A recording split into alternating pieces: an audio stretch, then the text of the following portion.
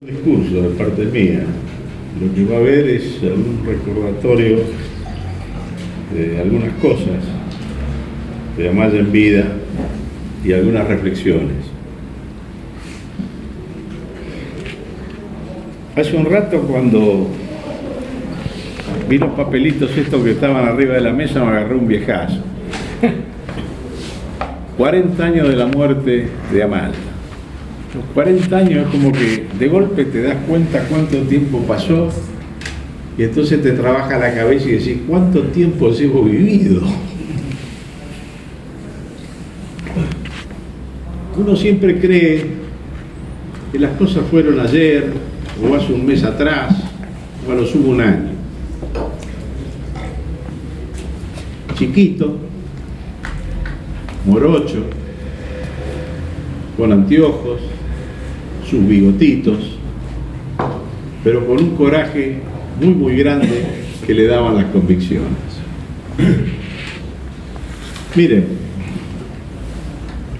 yo a Amaya no sabía ni de su existencia. Lo conocía ya por el año 1972, cuando fue la fundación del Movimiento Renovación y Cambio. Cada uno confluía a esa esperanza que era el Movimiento Renovación y Cambio desde las ubicaciones que había tenido hasta ese momento. Yo venía de la juventud, de la universidad, yo ya venía con un título bajo el brazo. Estaba recibido de abogado. Cuando se había terminado por parte mía el esfuerzo de formar agrupaciones en distintos lugares del país, manteniendo el vínculo con esas agrupaciones, llegué a la época de tratar de formar desde los egresados agrupaciones adentro de los colegios para disputar los colegios. Y disputamos el Colegio de Abogados de Santa Fe, la Caja Forense, la Caja de Jubilaciones, no nos privamos de nada. Ganamos el Colegio de Abogados, paradójicamente ganamos la Caja de Jubilaciones, en un acuerdo con veteranos radicales. Nosotros poníamos la juventud, los recién egresados, y ellos ponían los que tenían mucho más años. Y perdimos por muy poco la Caja Forense. Con lo cual, cuando llegamos a la Fundación de Renovación y Cambio, en ese cine teatro real de la ciudad de Rosario,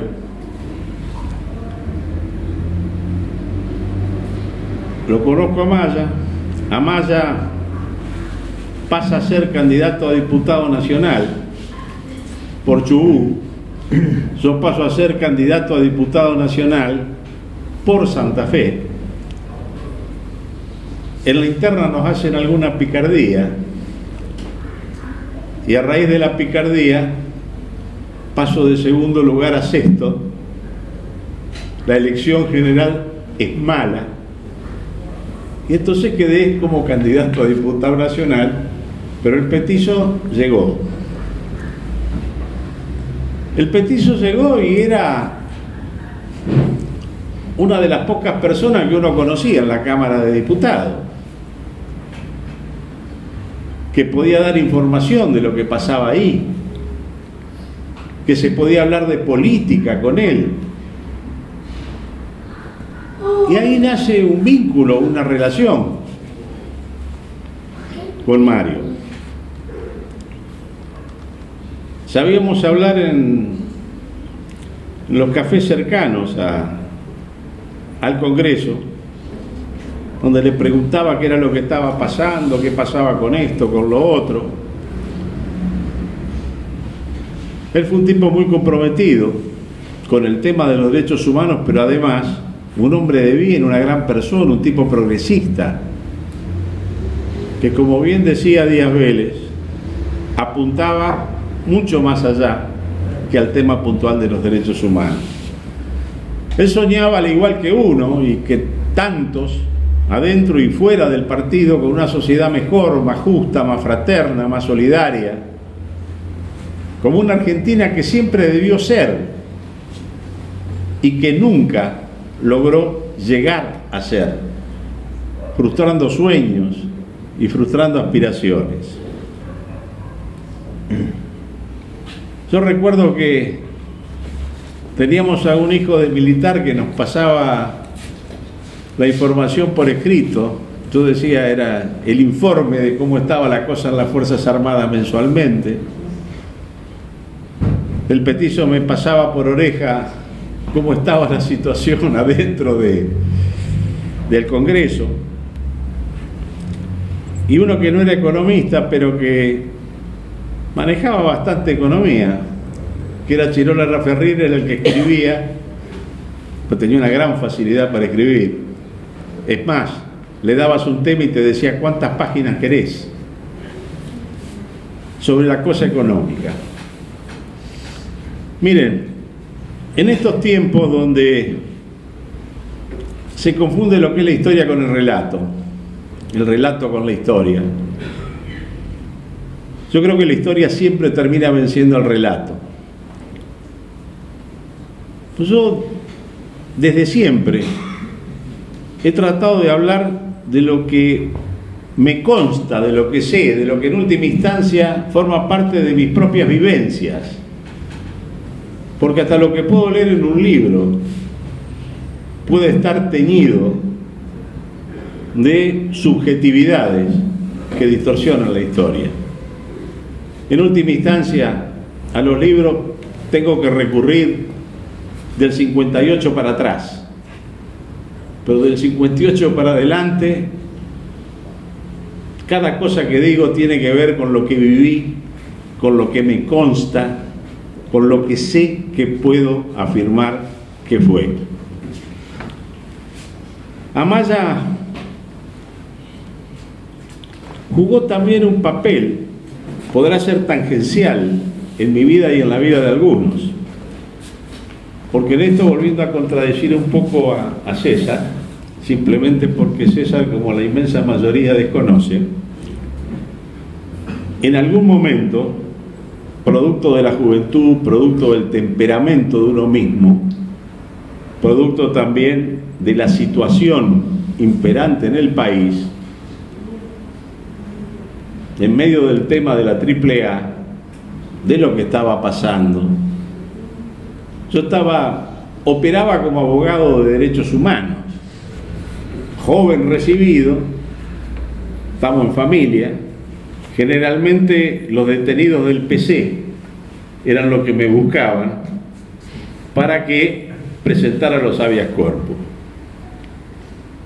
Cosa que también hacía Carlos Espina, que en ese momento era presidente del partido en Santa Fe. Y en la zona sur, el que se encargaba del tema de presentar los habeas corpus, pero con la gente del ERP, era Felipe Rodríguez Araya, hijo de un viejo dirigente de la Unión Cívica Radical, que cuando estudiaba abogacía y estaba en la fuga, era responsable mío, porque yo era el responsable de los secundarios y de las movilizaciones del 58. Es decir, era responsable de la carne de cañón de los universitarios cuando se salía a la toma de las facultades, de la universidad, porque ahí sí teníamos puertas giratorias, porque como éramos menores, entrábamos un día y salíamos al día siguiente, al menos que nos chupáramos el fin de semana, porque la toma hubiera sido un viernes y no salíamos hasta el lunes. Mi contacto era Felipe. Felipe termina muerto en lo que hoy es la autopista Rosario-Santa Fe. En ese entonces la estaban construyendo. Después un herpio, con el correr de los años, bueno, me contó cómo había sido la muerte de Felipe, porque yo la conocía, yo no. Parece ser que, aparte del tema de los habeas corpus, en algunos lugares conseguían la liberación de algunos poniendo un portafolio o una valija. Y parece ser de que negociando la liberación de algunos y estando con la valija en el auto, ahí lo matan. Es más o menos la época que lo matan a Pisarello en Tucumán, que era otro abogado defensor de presos políticos. Poco después, el ruso Karakachov. Raúl era defensor de presos políticos en provincia de Buenos Aires. Capital. Hipólito en la zona del sur, junto con Mario.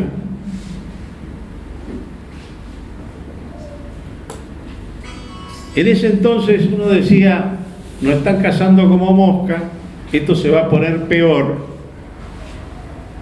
Y sincerándome, con el correr de los años, para no llevarme algún secreto a la tumba, fue una de las causas por la cual el que habla tomó contacto con la Internacional Socialista. Nosotros éramos unas ratas secas. En general, por suerte, muchos de nosotros lo siguen siendo. Era una época donde había gente que manejaba mucho dinero, porque si faltaba dinero había un secuestro extorsivo o había un asalto a un banco. Y nosotros teníamos que hacer en ese entonces cualquier caminata por el país, arreglando que íbamos a dormir tirados en el piso en un colchón, y que cuando llegábamos a un lado, de ese lado a la otra provincia, tenían que hacer una vaquita los muchachos para pagarnos el pasaje en colectivo, y así seguíamos moviendo, mientras otros pasaban vía aérea. La idea de por ahí tener necesidad para salvar alguna vida, de tener un contacto internacional, de poder sacar a alguien, de ubicarlo afuera, fue una causa que se juntó con algún análisis que también se hizo, porque en ese entonces la socialdemocracia significaba los palmes, significaba el estado de bienestar de los nórdicos, significaba lo que podía ser más parecido a nuestro pensamiento. ¿A dónde nos íbamos a meter? No nos íbamos a meter con la democracia cristiana, tenía su organización, nosotros no estábamos ahí. No nos íbamos a meter con el PC, no éramos PC. Es decir, ¿qué es lo que nos quedaba? El estado de bienestar, la socialdemocracia.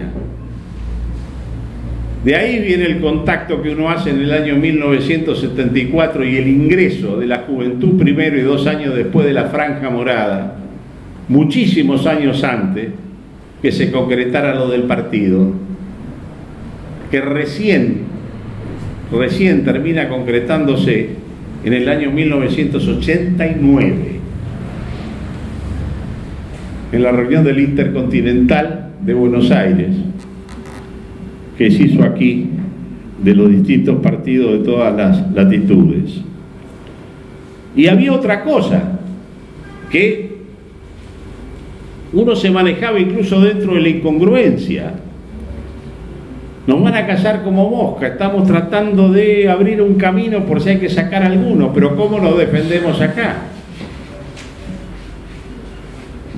Plantear la vía militar para tomar el gobierno siempre nos pareció un disparate, y al mismo tiempo también nos pareció una incongruencia luchar por la vida y provocar la muerte.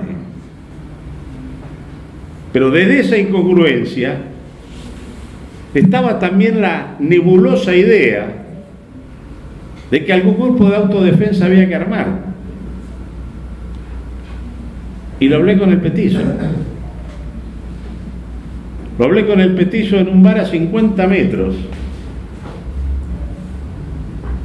del Congreso de la Nación. Y el petizo dijo algo que me sirvió de mucho. Me dijo, ni loco te metas en eso. Yo le hablé con el petizo porque él defendía a herpios. Y los herpios tenían un aparato grosso. Si se quería armar algún grupo de autodefensa, hacía falta fierros.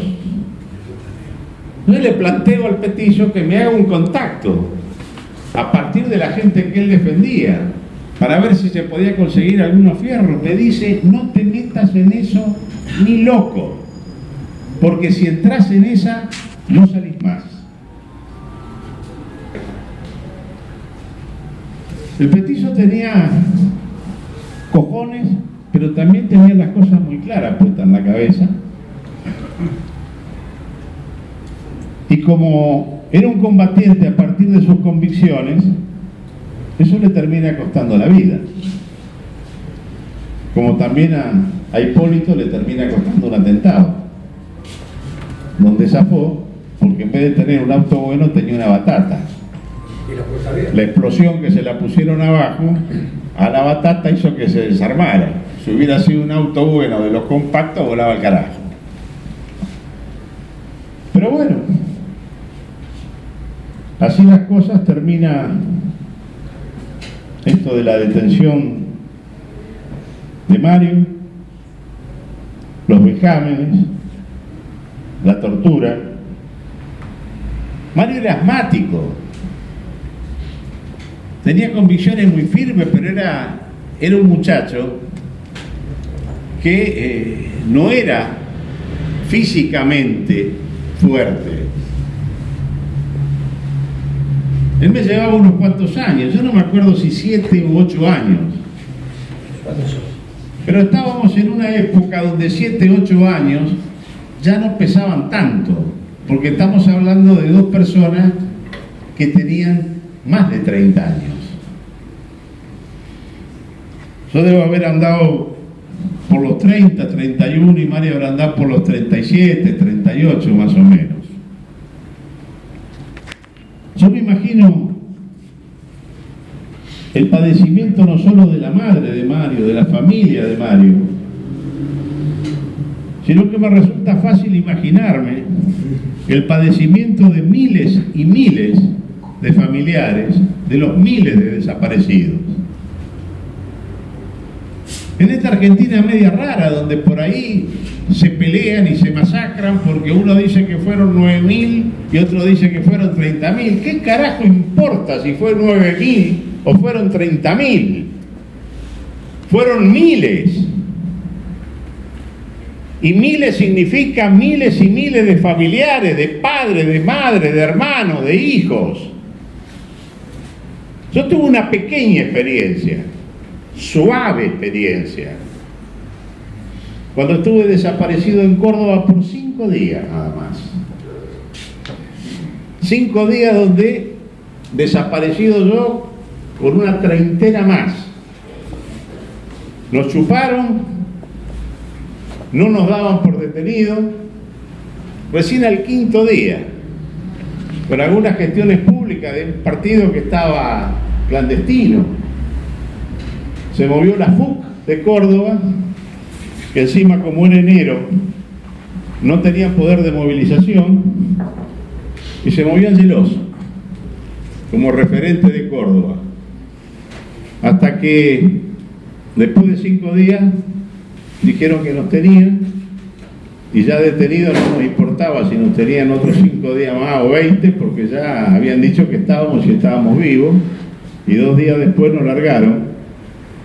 Según decían los muchachos que estaban presos, pero presos por delitos comunes, nos largaron desgraciadamente porque nunca habían comido tan bien como esos 2 últimos días que nos habían declarado, porque traía comida de la Unión Cívica Radical y traía comida de la FUC, que la sacaban del comedor universitario.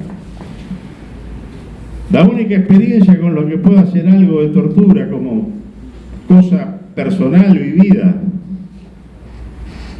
fue simplemente de una siesta de las 3 de la tarde hasta las 9 de la mañana del día siguiente, parados contra un paredón, sin saber a dónde estaba ese paredón, con los brazos levantados, con los dedos índices apuntando a la pared, pero sin tocar la pared, porque donde se tocaba la pared había un culatazo en la nuca. Brazos que se dejaban ya de sentir como parte del cuerpo después de la primera hora. Y es una pavada frente a las cosas que pasaron, que a uno le permite entender el sufrimiento de una madre, de un padre, de un hermano. Estas cosas sucedieron en Argentina, contra estas cosas peleaba Mario, y estas cosas hicieron que terminara ofrendando su vida. Cuando el cuerpo torturado de Mario, creo que no tenía más de 40-45 kilos, lo tratamos de retirar para poder velarlo. Como bien decía Díaz Vélez, yo estaba acá en Buenos Aires. La primera idea fue velarlo en el Comité Nacional, que estaba clausurado. Ni 5 de bolilla. Es decir, que estaba clausurado la faja. Nosotros queríamos sacar la faja, meter el cajón. Es decir, por ahí no era muy racional lo que queríamos hacer. De ahí pasamos a recorrer distintos lugares de velatorio, nadie nos daba bolilla, salvo Liborio Pupilo, que era dirigente del partido en La Matanza, que por supuesto desde el principio había ofrecido su sala de velatorios. Cuando el cuerpo con el féretro llega a la sala de velatorio, y vamos, un puñado que nos sentíamos, es decir, moralmente obligados a estar presentes, había más policía que gente. Era medio hasta intimidatorio llegar a la sala de velatorio por la cantidad de policía que había en las inmediaciones. De ahí el tema era el traslado hacia Chubut, para llevar el cajón y entregarlo a la familia.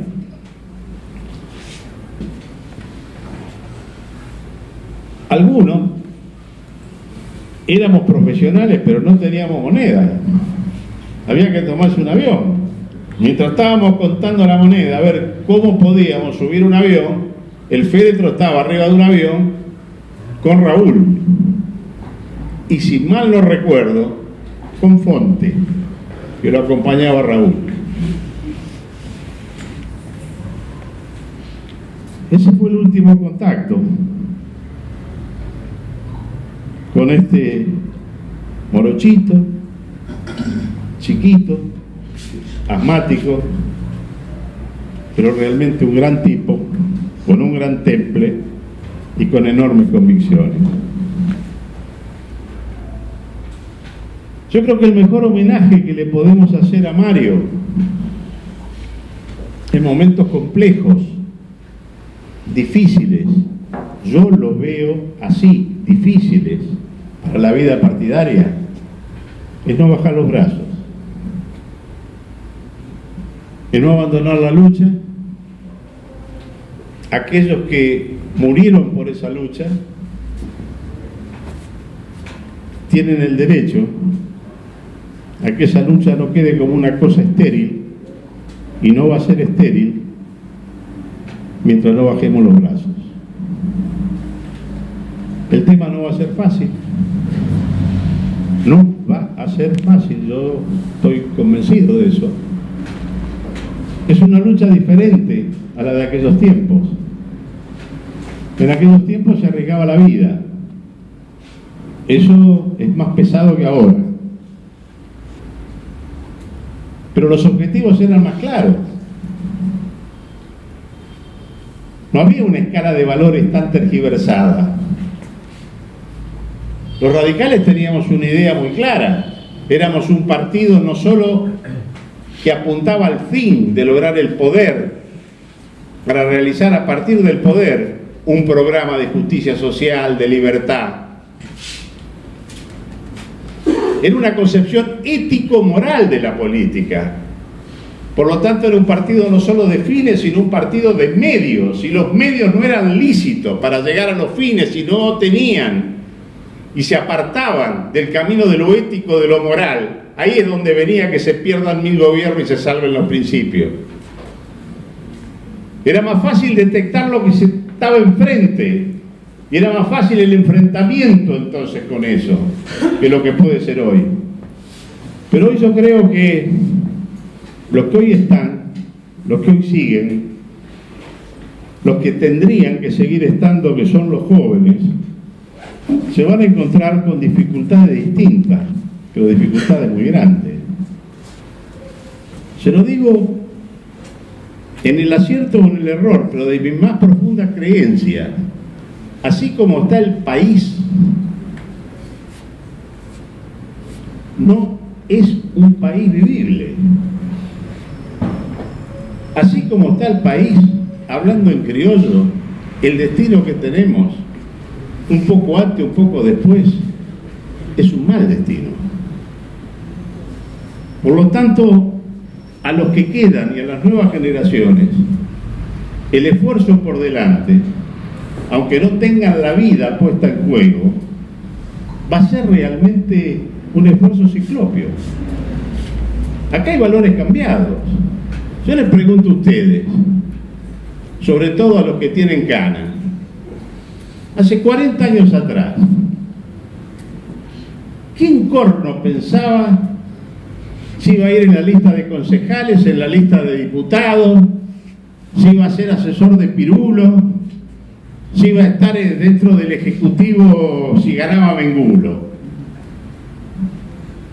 El tema era la vida o la muerte, era libertad o democracia, por un lado, y por el otro lado dictadura. El tema era blanco-negro en eso. Pero hoy es mucho más complicado en estos tiempos que corren la cosa. Es mucho más complicado. Es decir, la tenencia de recursos termina definiendo un proceso electoral. La incidencia en medios de comunicación termina definiendo un proceso electoral. Además, hay cosas que antes no existían que hoy existen. Hoy se utiliza la caja de una municipalidad, la caja de una provincia, no hablemos de la caja nacional, las cajas de las universidades, para definir procesos electorales. Y entonces entramos en la incongruencia que en el pasado era: si defendemos la vida, no podemos estar con la muerte. Ahora el tema es que se da la incongruencia en que criticamos por ahí determinadas situaciones que son criticables a nivel nacional, pero en menor medida, con poder y con monedero más chico, terminamos cometiendo las mismas cosas en los marcos internos. Y esto hace todo muy complejo, muchachos, porque cuando no se está en la conducción, la crítica a determinados mecanismos es frontal. Y lo mismo que hacen la crítica frontal, cuando no están en la conducción, cuando llegan a estar en la conducción, pasan a hacer lo que criticaban. Y entonces después viene el pedido de organicidad. Hay que ser orgánico. Y más de uno se mira al espejo y dice: yo no soy boludo. ¿Orgánico de qué? Si me jodieron. Y esto hace que la cosa sea muy complicada. Nosotros necesitamos construir un país viable. Y así como están las cosas, no es viable. Y entonces se empiezan a mezclar cuestiones. Y se empiezan a mezclar cuestiones muy embrollosamente. Se habla de unidad nacional por un lado y se la secta por el otro. No solo dentro del radicalismo, digamos radicalismo porque es lo que más nos compete, pero muchachos, estamos en un país donde no juntamos dos personas, una sola, en el baño frente al espejo. Dejamos a esa persona mirándose al espejo 5 minutos y de ahí salen dos líneas. Salen dos líneas. Entonces hablamos de respeto al Estado de Derecho. Y por ahí tropezamos con cosas. A ver, si hay una persona que realmente ha cometido un horroroso daño o ha ayudado a cometer un horroroso daño dentro del Poder Judicial, es la Procuradora General de la Nación. Ahora, ¿nosotros cómo hacemos acá? Reclamamos el respeto a la ley, al derecho, a la Constitución, nos salimos del derecho y la Constitución para revolear a esta mujer. Son situaciones complicadas. Es decir, yo creo que va a ser muy difícil poner la justicia más o menos encaminada mientras esta señora y toda la corte que metió detrás esté. Ahora, nos olvidamos del Estado de Derecho, nos olvidamos del tema de lo que plantea la Constitución, el orden jurídico y estamos en falta, estamos jodidos. Se acaba a ver que no bajar los brazos, armarse de paciencia, pero realmente lo que tenemos por delante no va a ser corto, pero creo que va a ser un esfuerzo sumamente necesario. Y va a ser el no bajar los brazos, el seguir teniendo vivo los sueños de una Argentina mejor, de una Argentina con posibilidades para todo, más justa, más fraterna, más solidaria. El mejor homenaje que le podemos hacer a Mario Abel Amaya y a aquellos luchadores de la vieja época que dieron su vida tras un sueño. El sueño estará vivo mientras nosotros sigamos en esa pelea. Gracias.